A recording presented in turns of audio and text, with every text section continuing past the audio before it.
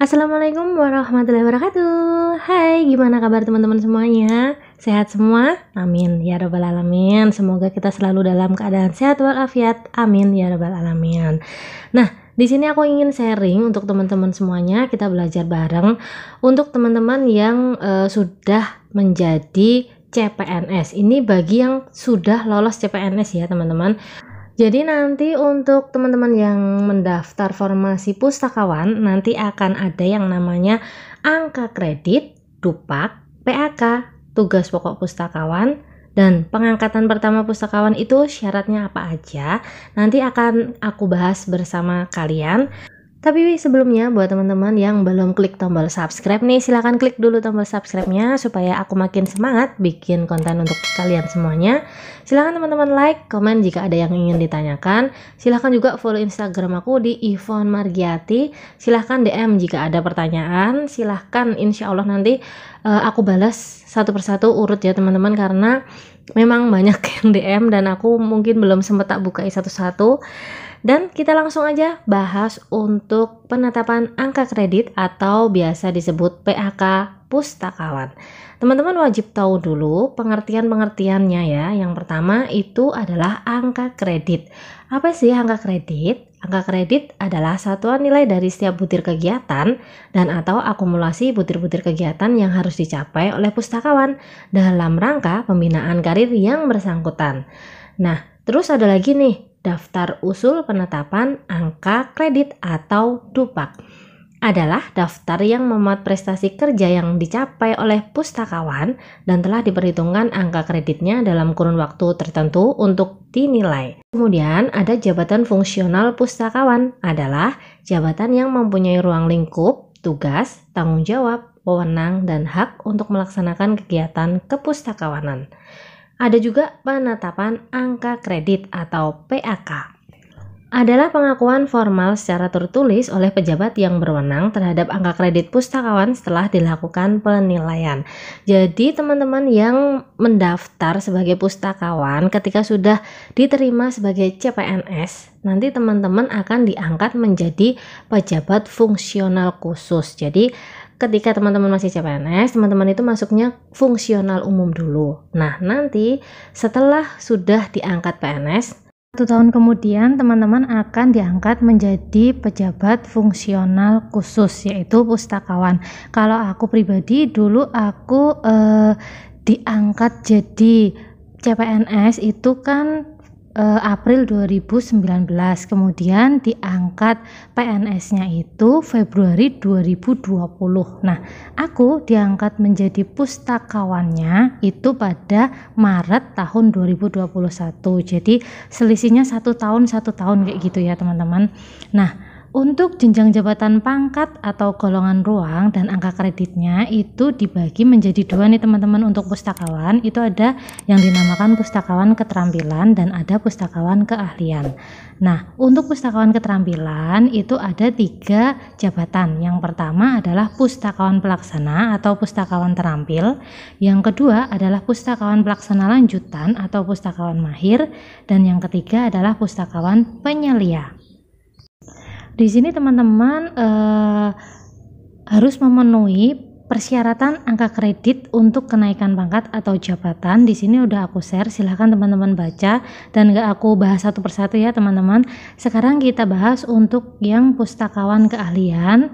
Itu ada 4 jabatan. Yang pertama adalah pustakawan pertama atau pustakawan ahli pertama.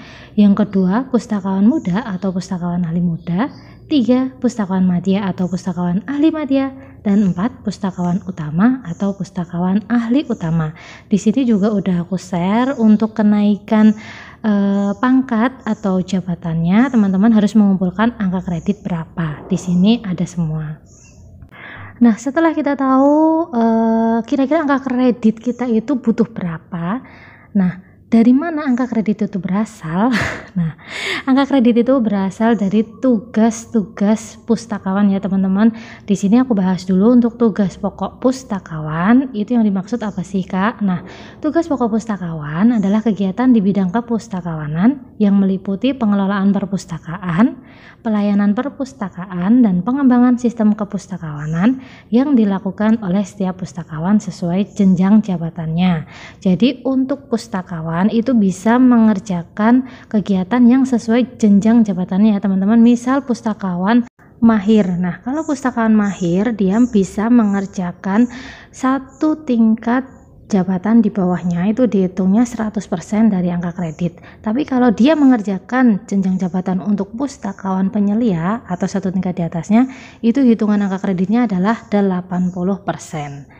Oke, sekarang kita bahas satu persatu. Untuk yang pertama, tugas pokok pustakawan keterampilan itu meliputi apa saja?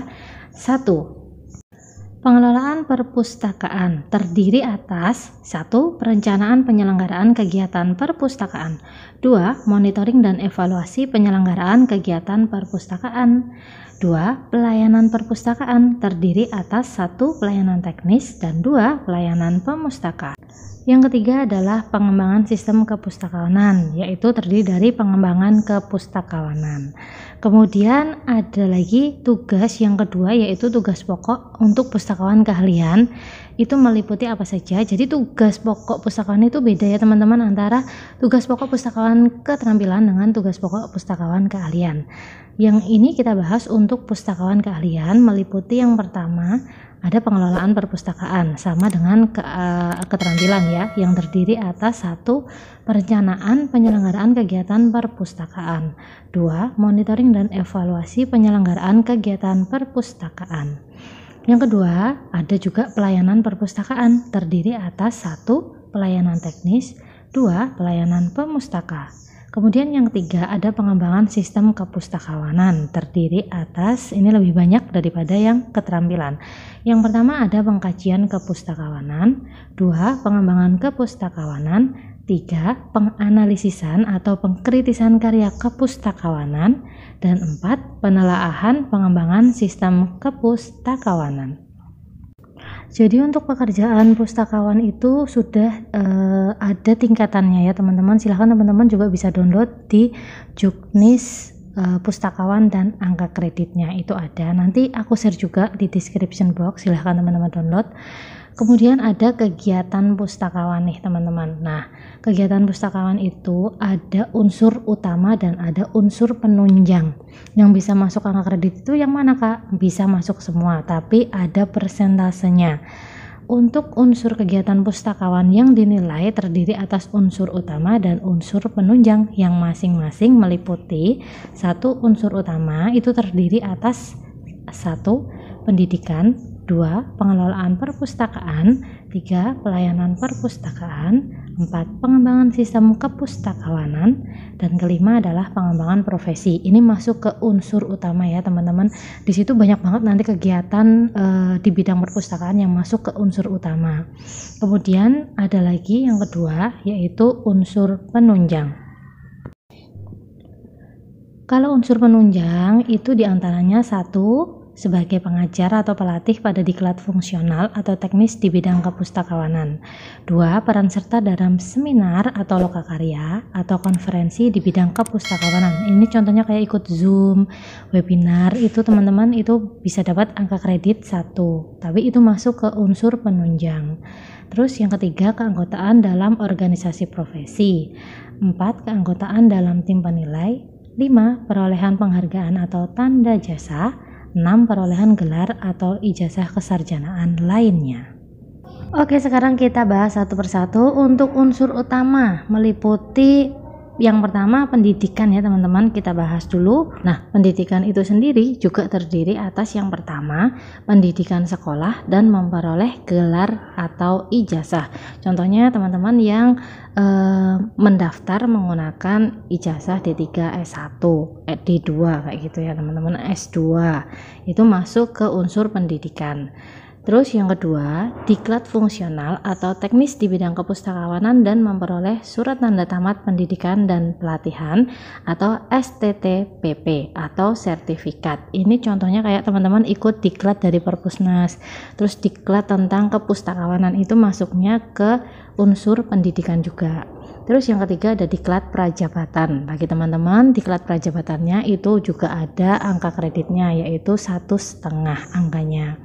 Kemudian yang kedua ada pengelolaan perpustakaan, meliputi yang pertama perencanaan penyelenggaraan kegiatan perpustakaan. Nanti di situ kegiatannya juga ada banyak teman-teman, disesuaikan aja dengan jabatan teman-teman semuanya. Terus yang kedua ada monitoring dan evaluasi penyelenggaraan kegiatan perpustakaan atau MONEF ya. Terus yang ketiga nih ada pelayanan perpustakaan, meliputi yang pertama ada pelayanan teknis. Pelayanan teknis itu contohnya kayak membuat kata kunci, membuat panduan pustaka, terus mengelola jajaran koleksi atau shelving, itu teman-teman itu masuknya ke pelayanan teknis. Nah, terus yang kedua ada pelayanan pemustaka, contohnya kayak sirkulasi, menyediakan koleksi di tempat, kayak gitu itu masuknya ke pelayanan pemustaka. Kemudian yang ketiga ada pengembangan sistem kepustakawanan, meliputi yang pertama ada pengkajian kepustakawanan, ada 2 pengembangan kepustakawanan, 3 penganalisisan atau pengkritisan karya kepustakawanan, dan 4 penelaahan pengembangan sistem kepustakawanan. Di situ teman-teman nanti per sub ini nanti ada kegiatannya banyak banget. Terus teman-teman sesuaikan dengan jabatan yang teman-teman sekarang duduki. Kemudian yang kelima adalah pengembangan profesi. Pengembangan profesi itu meliputi yang pertama nih, pembuatan karya tulis atau karya ilmiah di bidang kepustakawanan. Jadi teman-teman kalau nulis artikel baik yang dipublikasikan maupun enggak dipublikasikan itu juga ada angka kreditnya. Dipublikasikan sebagai buku atau majalah atau yang lainnya itu angka kreditnya juga beda-beda teman-teman, tergantung hasil atau output yang teman-teman buat itu dalam bentuk apa. Nah, itu angka kreditnya akan berbeda. Kemudian yang kedua, penerjemahan atau penyaduran buku dan bahan-bahan lain bidang kepustakawanan. Yang ketiga, penyusunan buku pedoman atau ketentuan pelaksanaan atau ketentuan teknis jabatan fungsional pustakawan. Nah, jadi untuk pengembangan profesi itu yang berhubungan dengan kepustakawanan ya teman-teman. Jadi kalau teman-teman ingin membuat suatu karya tulis ya membahasnya tentang bidang kepustakawanan. Nah, setelah kita tahu tentang pengertian, terus kemudian tugas pokok pustakawan, unsur-unsurnya apa aja, teman-teman juga wajib tahu tentang pengangkatan pertama kali dalam jabatan fungsional pustakawan. Jadi, untuk pengangkatan pertama kali dalam jabatan fungsional pustakawan itu ada 2 teman-teman. Kalau kemarin pengalaman aku untuk yang pustakawan itu harus mengajukan dupak. Kalau untuk arsiparis itu untuk pengangkatan jabatan fungsional pertamanya itu nggak pakai dupak atau PAK. Kita bahas dulu untuk yang pertama, yaitu pengangkatan melalui formasi dari calon pegawai negeri sipil atau CPNS dengan ketentuan sebagai berikut. Jadi pengangkatan pertama jabatan fungsional pustakawan itu yang pertama dari formasi CPNS, dan yang kedua itu ada dari jabatan lain dalam jabatan fungsional pustakawan. Kita bahas dulu untuk yang dari formasi CPNS ya teman-teman. Yang pertama, pustakawan keterampilan harus memenuhi syarat sebagai berikut. 1. Berijazah paling rendah diploma 2 ilmu perpustakaan dari perguruan tinggi yang terakreditasi. Pada saat setelah diangkat sebagai PNS, yang bersangkutan harus mengusulkan dupak kepada tim penilai untuk diangkat sebagai pustakawan pelaksana atau pustakawan terampil. Apabila yang bersangkutan tidak diangkat dalam jabatan pustakawan, maka yang bersangkutan tidak dapat naik pangkat. Atau 2. CPNS berijazah diploma 2 atau D2 bidang lain dari perguruan tinggi yang terakreditasi. Pada saat setelah ditetapkan sebagai PNS, paling lama 1 tahun harus mengikuti dan lulus diklat calon fungsional pustakawan keterampilan. Selanjutnya yang bersangkutan paling lambat 2 tahun sejak lulus diklat harus diangkat dalam jabatan fungsional pustakawan dengan mengusulkan dupak kepada tim penilai. Apabila yang bersangkutan setelah 2 tahun tidak diangkat dalam jabatan fungsional pustakawan, maka yang bersangkutan tidak dapat naik pangkat. Nah, ini jelas ya teman-teman untuk teman-teman yang sudah memiliki ijazah perpus, teman-teman tinggal mengusulkan dupak. Tapi untuk teman-teman yang di bidang selain perpus, teman-teman harus mengikuti dulu yang namanya diklat. Setelah itu baru diangkat menjadi pustakawan. Terus yang ketiga, calon pustakawan berijazah diploma 2 atau diploma 3 ilmu perpustakaan atau bidang lain yang melanjutkan pendidikan sarjana S1 ilmu perpustakaan atau bidang lain. Masa penilaian dihitung sejak yang bersangkutan lulus sarjana atau S1 untuk dapat diangkat dalam jabatan fungsional pustakawan keahlian. Itu untuk pengangkatan dari formasi CPNS ya teman-teman. Ini yang kedua, pengangkatan PNS dari jabatan lain dalam jabatan fungsional pustakawan.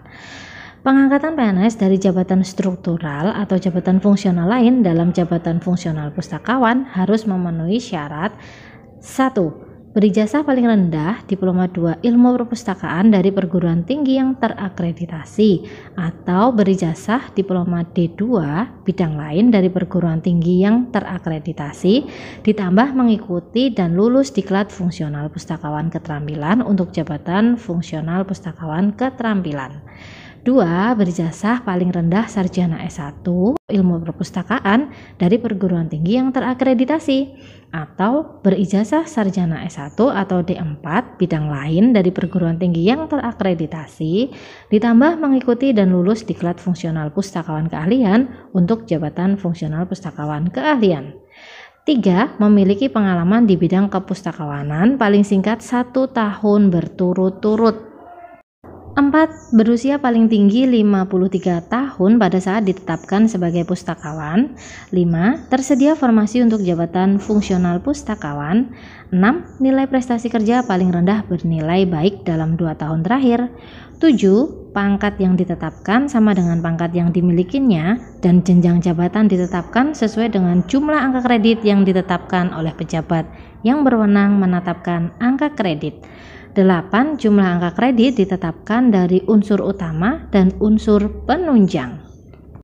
Oke, itu tadi sharing aku untuk teman-teman semuanya yang sekarang nih mungkin sudah 1 tahun sejak diterima sebagai CPNS, teman-teman sudah diangkat PNS dan sekarang sudah mulai mengajukan dupak. Nah, insya Allah nanti di next video akan aku bikin tentang PAK itu seperti apa, terus pembuatannya itu seperti apa, filenya juga seperti apa. Insya Allah nanti akan aku share untuk kalian semuanya. Di video kali ini semoga bisa membantu teman-teman dalam memahami apa itu sih yang dimaksud PAK, dupak, angka kredit. Nah, wajib banget pustakawan itu tahu tentang hal ini ya teman-teman. Silahkan teman-teman juga bisa download di description boxku tentang aturan juknis pustakawan dan angka kreditnya. Dan dari Perpusnas kemarin dapat informasi bahwa untuk tahun ini akan ada perubahan dari aturan tersebut, akan ada peraturan terbaru, tapi sementara kita pakai yang lama dulu. Terima kasih udah melihat video aku sampai selesai. Semoga video ini bermanfaat untuk teman-teman semuanya. Assalamualaikum warahmatullahi wabarakatuh.